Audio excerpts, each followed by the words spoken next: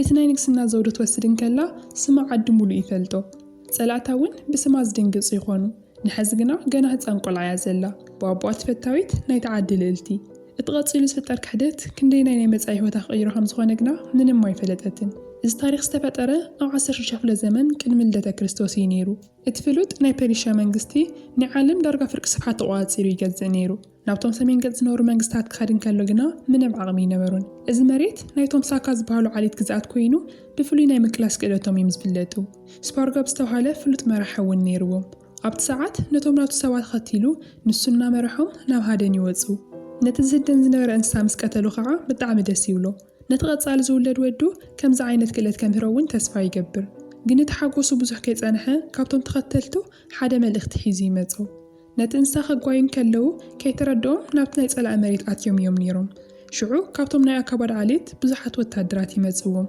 እቶም ወታደራት ናይቲ መሬት ትኽክለኛ ወነንቲ ኮይኖም ሓደ ዘይጠሓስ ሕጊ ኣለዎም ንሱ እውን ናብ መሬቶም ብዘይፍቓድ ዝኣተወ ሰብ ደሙ ንኽከፍል ኣለዎ ይብሉ ሽዑ ኣብ መንጎዞም ክልተ ዓሌት ወታደራት ሓያል ባእሲ ይጅመር እቲ ኩናት ምስ ተወድአ ኣብ መሬት ብዙሓት ዝወደቑ ወታደራት ይረኣዩ ስፓርጋብ ናብ ሓደ ተወቂዑ ዝወደቐ ወታደር ቀሪቡ ይሪኦ እቲ ወታደር ግና ኣብ ሓያል ስቓይ ስለ ዝነበረ ኣብ ናይ መወዳእታ ትንፋስ ኮይኑ ስፓርጋብ ንኽቀትሎ ይልምኖ ስፓርጋብ እውን ካርኡ ውፅኡ ነቲ እሙን ወታደሩ ኣብ ልቡ ይወግኦ ሽዑ እንደገና ካሊእ መልእኽቲ ብርሑቕ እናመጾ ይርኢ እታ ጥንስቲ ዝነበረት ሰበይቱ ሕማም ሕርሲ ከም ዝጀመረ ይንገሮ ናይ ስፓርጋብ ልቢ ብሓይሊ እናወቕዐ ፈረሱ እናገለበ ናብ ቤተ መንግስቲ ጉዕዞ ይጅምር ኣብ ውሽጢ ቤተ መንግስቲ እታ ንግስቲ ቦፓይ ናይ ህይወትን ሞትን ጻዕሪ ትገብረላ ካብ ካሊእ ሕማም ላዕሊ ከቢድ ስለ ዝነበረ ሓያል ቃንዛ ነይሩዋ ድሓር እናተረኸመት ትኸይድ ከም ዘላ ምስ ፈለጡ እቶም ናይ ሃይማኖት ሰባት ኣብቲ ሓዊ ኸቢቦም ጸሎት ክገብሩላ ይጅምሩ ሽዑ ስፓርጋብ ሓመድን ኣወራን ተኸዲኑ ኣብኡ ክበጽሕን ከሎ እታ ህፃን ተወሊዳ ትጸንሑ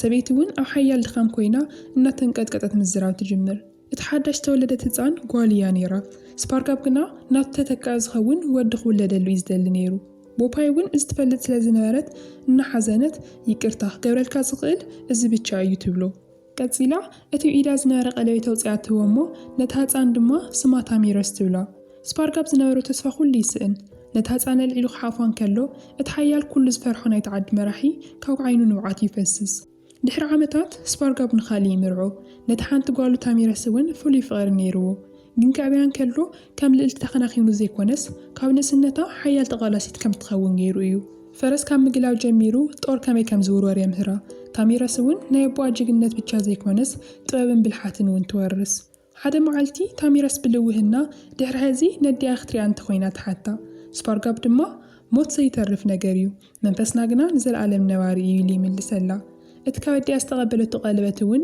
ኣውፅኡ ይህባ ኣብቲ ሰዓት እቶም ህዝቢ ተረጋጊኦም ሰላም ይነብሩ ወላ ተነበሩ ብውሽጦም ተንኮል ዝሓስቡ ብናይ ስፓርጋብ መሪሕነት ዘይስማዕምዑ ሰባት ግና ነይሮም ካባዝን ካርቱንን ዝተባሃሉ መራሕቲ ብምስጢር ምስ ናይ ጸላእ መንግስቲ ይማኸሩ ነይሮም ፓላክስ ድማ ነቲ ዝነበሮም ናይ ክሕደት ድሌት ሪኡ ንስፓርጋብ ከውድቕዎ ክመኽሮም ይጅምር ናይቲ ዓሌት መራሕቲ ንክኾኑ እውን ከም ዝሕግዞም ቃል ይኣትወሎም ድሕሪ ግዜ ናይቲ ዓሌት ስብሰባ ክግበር እንከሎ ካባዝን ካርቱንን ነቲ ንጉስ ምስቶም ኮርዝማውያን ዓሌት ሰላም ንኽፈጥር ይመኽርዎ ስፓርጋብ ግና ሓሳቦም ኣይፈተውን ምክንያቱ ስፓርጋብ ዝኾነ ነገር እንተደልዩ ብሓይሊ ከይዶ ከምፅኦም ዘለዎ እዩ ዝኣምን ነይሩ ሕዚ እውን ካባዝን ካርቱንን ምዝራቦም የቋረፁን ብዛዕባቶም ጸላእቲ ዝብልዎም ዓሌት ጽቡቕ ነገር ክዛረቡ ምስ ሰምዐ ስፓርጋብ ንዴቱ ይፍንዶ ካብ ሕዚ ተወሳኺ ቃል ምዝራብ ተጀሚሮም ርእሶም ቆሪፁ ናብቲ ናይ ጸላእ መሬት ከም ዝሰደው እውን ግልፂ ይገብረሎም ሓደ ምሸት ታሚረስ መፍርሒ ሕልሚ ሪኣ ደንጊፃ ካብ ምድቃሰት ትስእ ናብ ኣቦኣ ከይዳ እውን እቲ ፍርሓ ትነግሮ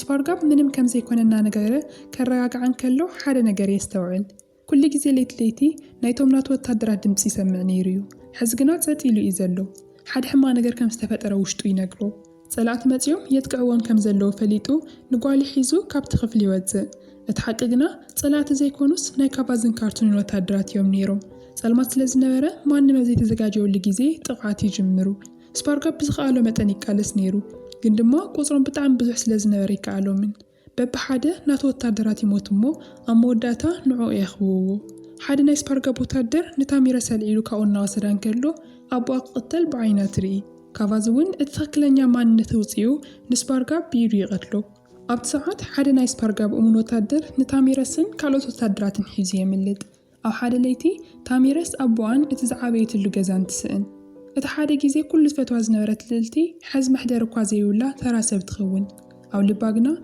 كبير حزن نصليتنا اللواء حزي اتم بيوت سترف وتادرات تاكيوم بزعوا قصال قعزوهم يواقعوا اتسقط أمام نقر منهم زي تتصبي وصل زنبرة كاهزن من كامنو خمز اللومي يفلتون نابز خدو بوتاون يولومن صانيحهم قنا برحوق حدا جاكا يرخومو ناوك خاديو السنو اتجاكا استرقمة وحيلو سلاز حسة ما نمزمت أم سبيلن نجيزي ولا يخون اتجاكا تبقوا معرف يخونهم دحرستو السنة جيزي اتم كحيلهم زدقعوهم سبات نعو أمر السيعم من بارهم يغزلو كل سابوين ناوك أدو مستملس يزمثل تاميرس قنا اتبقوا عنا موتا زريتو مسلي حزوون كاوشت أخوات زلايك عالن لباخة من داريقو حنا تفريلو معاكتي أتسبزلا حزيت ممراز نقرانا تختلت قوز حراني تخون نهاد انت أتحاسوا وني هلوا تعقستي مستوعالن تخكلنيا جزي متصباينون كاوتم مهار مستوم قالوا تقدرات كوينا نتمهارت نتحنا تفريلو معالتي متصباي تجمر حدا معالتي بيننا حدا انبالا على تديومو اتخاو بواز تقبلتو نايدي أغلبت ترئي شعوت ناي بواز روا بوش تخصم معي جمر كم زخ كونن كلو ناي ولدانا فوقتنا بزحة نايتم زخ حدوا سوات اللي دما ناوسخي متزنيرو أبت ساعات اتبن اشتاز رأيتو مفرح حلمي حزوني الرعاية كن كم قدمي فرحتن عينانا رأيت اتحققت قبل كم زلوات وسن كم دقاسات العلمو كابت وراد ماي قصات حزب نابت زنورو لكامبون تملس زرغبتو نقرقنا مدن قصي نيرو كلهم تمعرختا تقاتلهم يصنحوا حدا بيوت صنحوا تادر نيرو كن منم كي تزاربه نسون يموت زبلتنا ديدا ناب فرسات ديومو نتم صلات تسعوم أحد بريخ بوتات حابي أون ناخدو برحو طريقهم شعوط أروت أمستاد تجمر أمونقوم باسي اللعل أمود أتاقنا تاميرس تشنف نقولهم قاعد قتلهم بدحرزينا فرسا ديوا بين أختقوا عز تجمر كنا أمونقوت باسي توقع سلزنارت حيلانا تدخمي مدزق نويح مستوقعزت عرصات صحت كتبل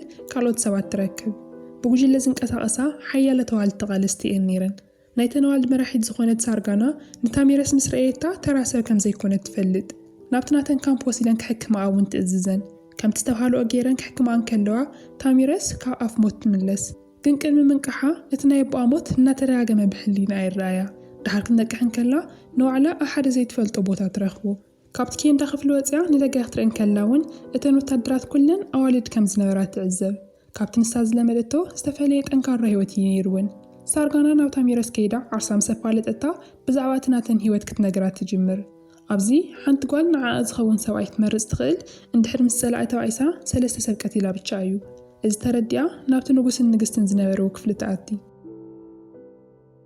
تاميرس من مخانان زحلفتهم شجراتن وانت نقروم اتسقرم نقرقنا اتنقوس نايك أدم نايبوا عاركو ينيرو نعو زلوا كورن مرأي كعا تاميرس كم أعلم كتكوني فقدولا حزي تاميرس مسؤوم كوينا اتناتو من نوابرا وانت اللامدو مستنكالو توالد مباسنا تلامدت كيلتا تعبي تنقرس لزنارت كعا كابتون مراحتي فلو تغرد تركب أبت مشت صلاة ماتيوم نتزنوارو اللو كان بيتقعوهم بو كلهم كعا كم بزخالو كملسو يمكرو تاميرسون مسام سلزنارت بمولو عاومات الكالس دحرت خونات اتوم علي تاكيوم عاوتهم يخبرو تاميرسون مستنكالو توالد كوينا تخبر بدحريو سارقانا ناو تاميرس متيا اتنايك اتسال بلانا انتاي كم زغنت حتى تاميرس منم كي ملست الله نابتا وزعتا زناري قلت بتشاتري بوشتاقنا كم حوز القاصل نديت اللوا بزح كيدون قيو اتهم علي تاكيوم او صلعتهم طغات كفتصمو يحاسو تاميرس كم يجيرون بقليلو خسعر خمس قلوت حساب تقروا اللومو سارقانا هعا حسابات فتو بو تختيلون كعا احد سرقزيه بزح ساب كيموتو مشنا في قيلو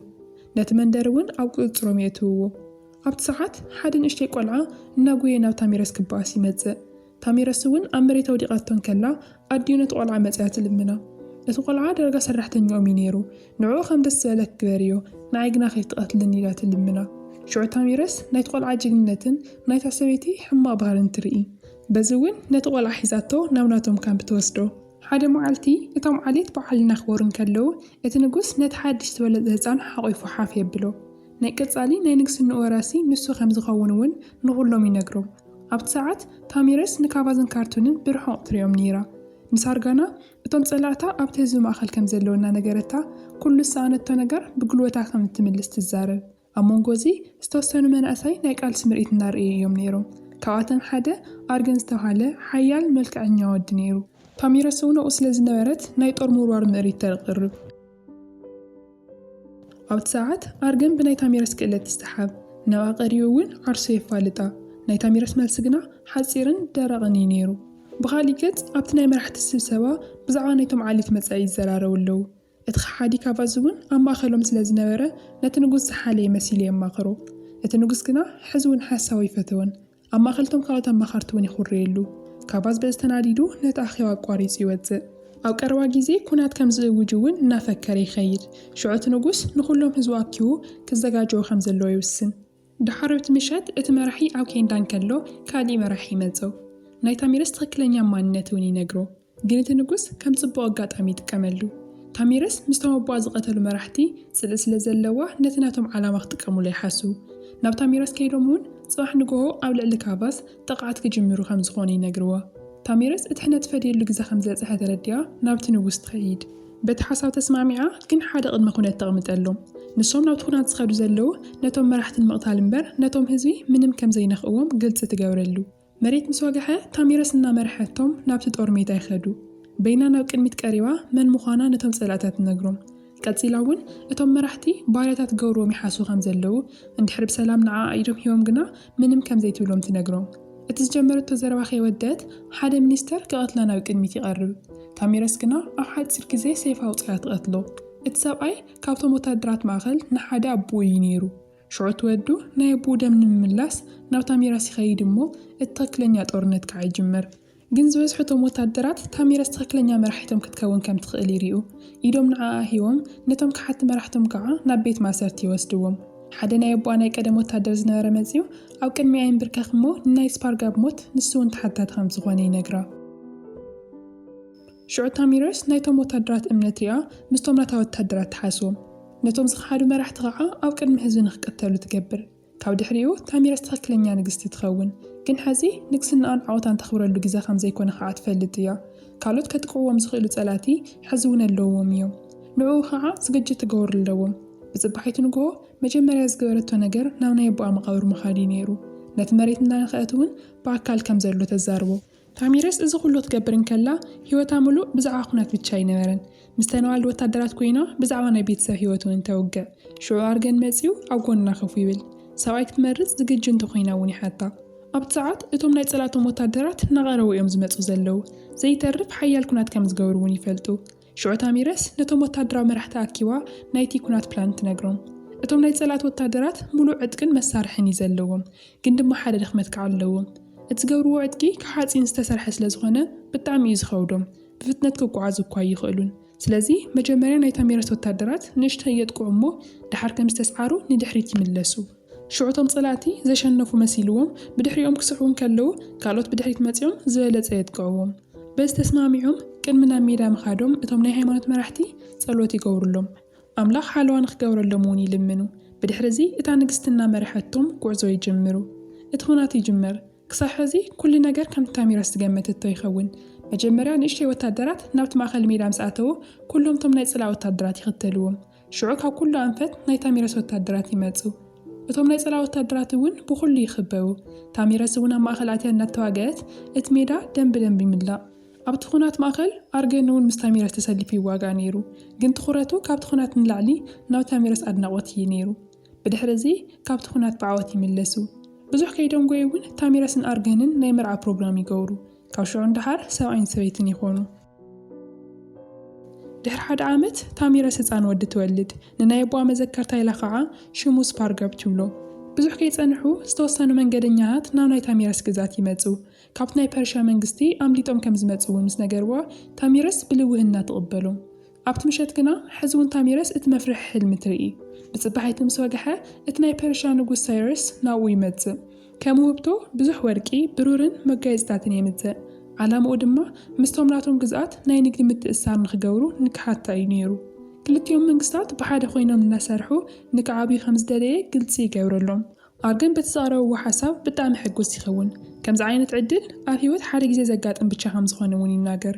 ታሚረስ ግና እቲ ንሶም ዝተዛረብዎ ብዙሕ ኣይኣመነቶምን። ደስ እውን ስለ ዘይበልዋ ኣርገን ንኽጥንቀቕ ትመክሮ። ኣርገን ግና ናይ ታሚረስ መኽሪ ሸለሊሉ ናብ ባቢሎን ከይዱ ነቲ ንጉስ ብኣካል ክረኽቦ ይሓስብ። ምስኦም ሓቢሩ ዓብዪ መንግስቲ እውን ክፈጥር ይምነ። ብጽባሒት ንግሆ ኣርገን ንወዱ ሒዝዎ ጉዕዞ ክጅምሩ ይዘጋጀው። ታሚረስ እውን ውሽጣና ኸበዳ ስለ ዝነበረ ንኽጥንቃቕ ደጋጊማ ትነግሮ። ንሶም ምስ ከዱ ዝተወሰኑ ወታደራት ንኽክተልዎም ብምስጢር ትልእኽ። ካብ ዝምርዓው እንዳሓር ክፈላለዩ ከለዉ ንመጀመርያ ግዜኦም ስለ ዝነበረ ሓያል ጭንቂ ይፈጥረላ። ድሕሪ ናይ መዓልታት ጉዕዞ ኣርገን ምስ ወታደራቱ ኣብታ ዓባይ ከተማ ባቢሎን ይበጽሑ። ናብ ውሽጢ እቲ ወርቃዊ ቤተ መንግስቲ ኣትዮም እውን እቲ ዝገነነ ንጉስ ሳይረስ ይረኽብዎ። ሳይረስ ናይ ዓለም ፍርቂ ንሱ ከም ዝገዝኣ ብጉራ ምስ ተዛረበ ንሶም እውን ናቱ ደገፍቲ ንክኾኑ ይሓቶም። ሽዑ ምስኦም ኮይኑ ዓለም ሙሉእ ክቆፃፀር ይደሊ። ብሓፂሩ ኣርገን ንኡ ክግዛእ ይደልይዎ ነይሩ። ኣርገን ግና ዝተጸበየ እውን ከም ስለ ዘይነበረ ኣብ ቅድሚ እቲ ንጉስ ተቃውሞ ይገልጸሉ። እቶም ናቱ ህዝቢ ብዘይ ኩናት ኢዶም ከም ዘይህቡ ይነግሮ። ናይ ኣርገን ንዕቐት ንሳይረስ የናድዶ እሞ ነቲ ተላኣይኸ ጉባር ፍቓድ ይህቦ። ጉባር ድማ ንኣርገን ቀቲሉ ምስ ሰበይቱ ታሚረስ ክደራደር ከም ዘለዎ ይመኽሮ። ሰብኣያ ዝሞታ ሰበይቲ ንምእማና ቀላል እያ ኢሉ እውን ይሓስብ። ኣብቲ ምሸት ጉባር ንኣርገን መፋነው ኢሉ ፕሮግራም የዘጋጂ። ኣብቲ ሰዓት ኣርገን ተረጋጊዑ ኮፍ ኢሉ እንከሎ እቶም ቀትሉ ዝተለኣኹ ሰባት ይመፁ። ሓያል ደም ምፍሳስ እውን ይጅመር። ሽዑ ኣርገን ወዱን እቶም ሓለውትን ወታደራት ኩሎም ይቕተሉ። ኣብቲ ለይቲ ታሚረስ ሕማቕ ሕልሚ ሪኣ ካብ ምድቃሳ ትለዓል። ሰብኣያን ወዳን ኣብ ሓደጋ ከም ዘለዎ እውን ውሽጣ ይነግራ። ካብቶም ምስ ኣርገን ዝኸዱ ወታደራት ዝተወሰኑ ብሂወት የምልጡ። በቲ በረኻ ማእኸል ኣቋሪፆም ከዓ ናብ ታሚረስ ይመፁ እሞ እቲ ሕማቕ ዜና ይነግርዋ። ታሚረስ ዝምስ ሰምዐት ብመብረቕ ከም ዝተወቕዐት ትድንግጽ። ናብ መደቀሲኣ ውሽጢ ኣትያ ነቲ ኣርገን ዝገደፈላ ንብረት ሒዛ ኣምሪራ ትበኪ። ድሕሪ ዝተወሰነ መዓልታት ጉባር ናይ ኣርገንን ወዳን ሬሳ ሒዙ ናብ ታሚረስ ይመጽእ። ብጣዕሚ ከም ዝሓዘነን እናምሰለ ጸላእ መጺኡ ከም ዝቐተሎም እውን ይነግራ። ታሚረስ እውን ኣብ ሓያል ሓዘን ኮይና ንሰብኣያን ወዳን ናይ ቀብሪ ፕሮግራም ትገብረሎም። በቲ ባህሎም መሰረት ተኾይኑ እቶም ዝሞቱ ሰባት ምስ ንብረቶምን ሰበይቶምን እዮም ዝቕበሩ ነይሮም። ታሚረስ ግና ነቲ ባህሊ ቋሪፃ ንዕኦም ክትቃለስ ብሂወት ክትጸንሕ ትውስን። ድሕሪ እቲ ቀብሪ ጉባር እቲ ዝመጸሉ ዓላማ ግልጽ ይገብር። ዓብዪ መንግስቲ ክህልዋ መታን ሳይረስ ክምርዖ ከም ዝደሊ ይነግራ። እዚ ግና ንታሚረስ ብዝበለጸ የናዳ። ንሰብኣያ ዝቐተሎ ሳይረስ ከም ዝኾነ ትፈልጥ እያ። ሕዚ ድማ ንዓኣ ክምርዖ ይደልሎ። ሽዑ ታሚረስ እቲ መልሲ ኣብ ቅድሚቶም ህዝባ ከም እትህቦ ትነግሮ። ሽዑ ኣብ ቅድሚቶም ህዝቢ ናይ ሳይረስ ትኽክለኛ ማንነት ትገልጸሎም። ካርኣ እውን ተውፅእ እሞ ኣብ ቅድሚኦም ንጉባር ትቐትሎ። ኣብ ልዕሊ እቲ ናይ ፐርሺያ ንጉስ ኩናት ትእውጅ። እቲ ነገር ፍጹም ዘይተጸበይዎ ስለ ዝነበረ ንኹሎም የደንግጾም። ሳይረስ ዜና ምስ ሰምዐ ብጣዕሚ ይናደድ። እቲ ንግብፂ ንምውራር ሓሲብዎ ዝነበረ ወታደር ንሱ ገዲፉ ናብ ናይ ታሚረስ ግዛት ንኽወርር ይውስን። ታሚረስ ናይ ሳይረስ ወታደራት ቁፅሪ ምስ ሰምዐት ኩሎም ህዝባ ብሓደ ደው ክብሉ ከም ዘለዎም ትናገር። ለይትን ቀትርን እናሰርሑ ናይ ባዕሎም ኣጽዋር የዳሉ። ታሚረስ ሓዳሽ ናይ ኩናት ፕላን ተወፅእ። ፍርቂ ናታ ወታደራት ብቕድሚት ክዋግኡ እንከለዉ እቶም ዝተረፉ ድማ ናብ ድሕሪት ናብ ሳይረስ ዘለዎ ቦታ ንኽከዱ ትመኽሮም። እቲ ኩናት ይጅመር።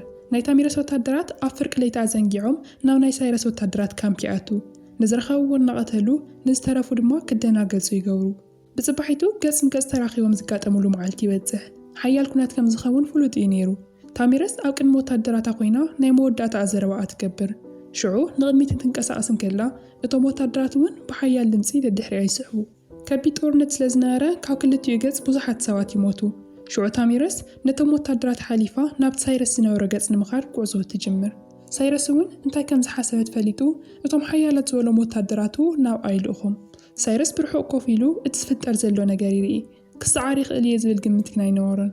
ኣብ መወዳእታ ሓደ ናይ ታሚረስ ወታደር ንኹሎም ምክልኻል ሓሊፉ ናብ ሳይረስ ይበጽሕ። ኣብ ቅድሚቱ እውን ደው ይብል። እቲ ዓብዪ ናይ ፐርሺያ ንጉስ ናይ ዓለም ፍርቂ ገዛኢ ብሓደ ዘይፍለጥ ተራ ወታደር ይቕተል። ሽዑ ሳይረስ ምስ ሞተ እቶም ወታደራት እውን ክበታተኑ ይጅምሩ። ንድሕሪት ተመሊሶም የምልጡ። እቲ ወታደር ከዓ ናይ ሳይረስ ርእሲ ቆሪፁ ንታሚረስ የምፅላ። ታሚረስ ነቲ ናይ ጸላይ ኣክሰር ምስ ረአየት እቲ ቃል ዝኣተወቶ ትፍጽም። ብዓወት ከዓ ናብ ካምፖም ይምለሱ።